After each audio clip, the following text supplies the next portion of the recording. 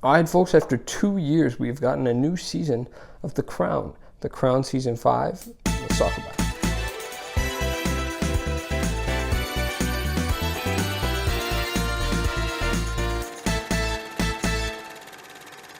All right, folks, so The Crown Season 5 largely explores the marriage and the subsequent, really, it focuses on the ending of the marriage between Diana and Charles. That is the big focus of the season, and let's go from there. First of all, I have reviewed Season 1 and 2 of The Crown on this channel, and then I took a long break, and then I watched Season 3 and 4, and I didn't end up reviewing those because I was in a bit of a drought on the channel at the time, but I'm back for The Crown Season 5. So just to give you my thoughts, love Season 1. Season 2 was a bit of a step down. Season 3 was a bit of an even more step down. I really like some of the episodes. A lot of them are all some of the best of the show, but for the most part, very underwhelming season. Season 4 was excellent, absolutely phenomenal, a taste of Season 1 again, and we're at Season 5. I will just say, as far as The Crown goes, it's one of my favorite shows of all time as well. I should give you that little foreword just so you know my thoughts on the show. And a lot of the staples here that make this show so good they remain. You have excellent cast, which is putting on some of the greatest performances television has ever seen. I don't know what the casting department needs all of the money, because my God, they carry the show. You have some excellent visuals, and just you can tell it's a high budget show because they put a ton of effort into recreating the time period. You could feel it a lot more with the earlier seasons because obviously it's in an earlier time period, but it's still very present here that they put a lot of time and effort into trying to reconstruct. I guess we're in the 90s now. So excellent production design, excellent. It feels weird to compliment a show on its budget, but clearly it is being allocated well.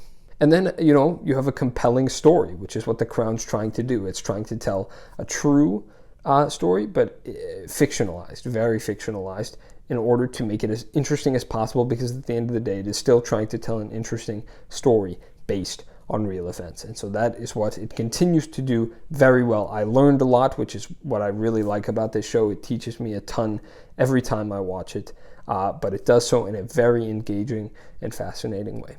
So I've seen a lot of people criticize this one as the worst season, as a bad season even, and I would disagree with all that. I felt that it very much remained similar in tone, in style to the other seasons of The Crown. So if you like those, more than likely you will like this. That being said, it was also not my favorite season of The Crown, and I think there's really one main reason for that. The main reason I would say that this is not my favorite season of The Crown is because it is largely confined to the story of Diana and Charles.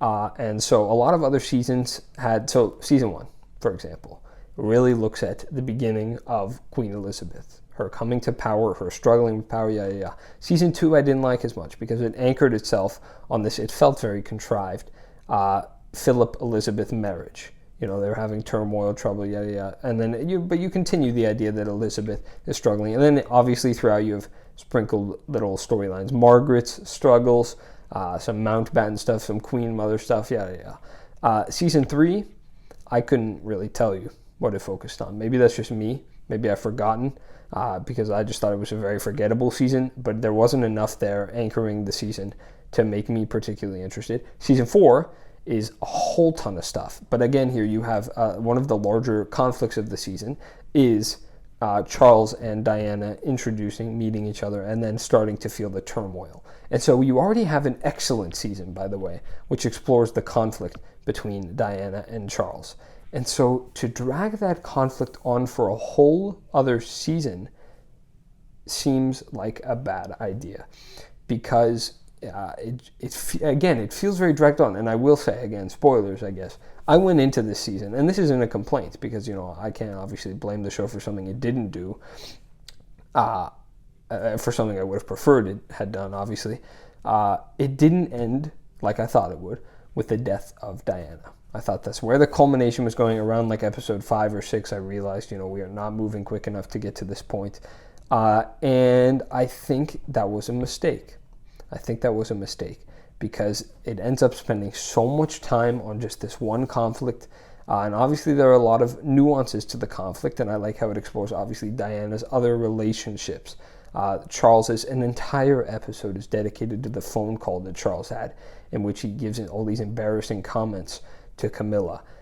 Is that an episode's worth of content? I have to question that, and I don't know that it is. You have, obviously, the Diana interview is some of the best stuff of the season that she gives to the BBC. So there is good stuff here, but the fact that you just are taking the entire season to tell it, I think you lose a lot of the intrigue that the show has in its best seasons. Season 1 and Season 4 are some of the best seasons of television ever that I have ever seen. And the reason they are is because they are so jam-packed with just juicy, endless content that it is impossible not to feel intrigued and engaged at all times. At least that's how I felt. I loved every minute of both of those seasons because they are constantly telling new, interesting, fresh stories. Season 5 is really taking its time. It's really taking its time telling this one. And so I definitely think that, unfortunately, makes it weaker than a lot of the preceding seasons of The Crown. That being said, again, I said in the beginning, cast here is absolutely excellent. Imelda Staunton takes over as the Queen.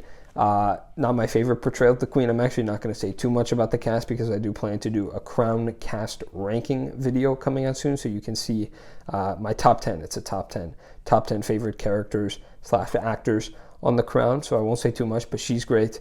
Everybody's great, let's be real. Jonathan Pryce is an actor I love. Excellent as Philip. Dominic West as Charles, Elizabeth Debicki as Diana. Both, I mean, their conflict is really great. These are some phenomenal actors. The Crown knows how to hire actors. And the story here, again, it's still engaging. It still sat with me. I finished it last night. I'm still thinking about the episodes. I'm still processing them. I like the conflict that it explores. But I do have to question, if I'm looking at this show 10 years from now, retrospectively, do I prefer the show if season 5 isn't entirely about the Diana and Charles conflict? Maybe the show is only 5 seasons. Maybe you don't need this whole season to explore all that stuff.